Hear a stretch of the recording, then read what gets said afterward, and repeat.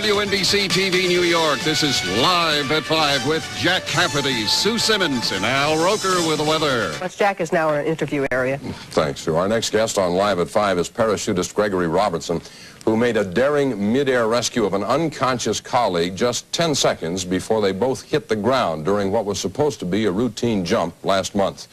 Gregory Robertson is a veteran skydiver, more than 1,500 jumps under his belt over the last 7 years. Earlier today, Mr. Robertson, who is a computer design engineer with AT&T, became the first recipient in 15 years of a Vail Gold Medal, established back in 1920 by the phone company to honor heroic acts performed by employees. Debbie Williams, the woman whose life he saved, is in an Abilene, Texas hospital recovering from injuries sustained in that incident. She was to have joined us via satellite on a live hookup here today, but her doctors this afternoon felt that she needed a little more rest and was not up to doing that. So we will talk with Gregory Robertson himself, and we don't have Debbie with us live. We do have some tape. Welcome to our program. Thank you. Congratulations on your award. Thank you, sir. $10,000 went along with that award. Now, yes. That's a nice little windfall. Do you have plans for that, I assume? Pay off some bills and maybe take a trip or two. Yeah. Any particular place you'd like to see? No, I'm going to go visit some drop zones around the country. Yeah. Some parachute drop centers and perhaps do some... Is it true that the day this happened, once you got on the ground and saw that she was all right, you climbed back in the plane and went up and... Oh, yes.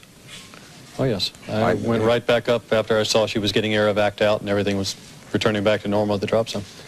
Was there any particular reaction inside you to what had just happened? Sometimes there's a slight delay on those kinds of things. No, it wasn't until that evening, that night. I was walking around the drop zone with some friends of mine, and I finally started putting the whole thing together. Yeah, and what went through your mind then?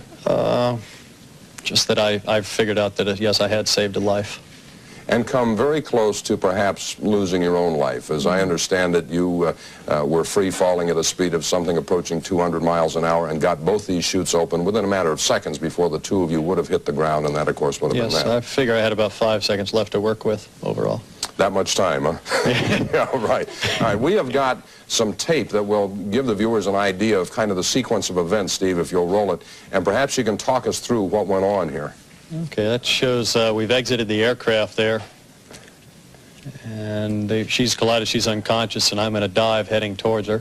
Now, she had attempted to link up with some other skydivers in a free-fall formation. Yeah, okay, here I am diving. That was the collision we just saw. I see, now, here's me catching up to her, pulling her ripcord. I free-fall past and opened my own. Now, you had been in charge of seeing that all of these people kind of got out of the plane safely. Yeah, I'm what's referred to as the load organizer, which I sequence the divers out to ensure that they don't interfere with each other in the different groups.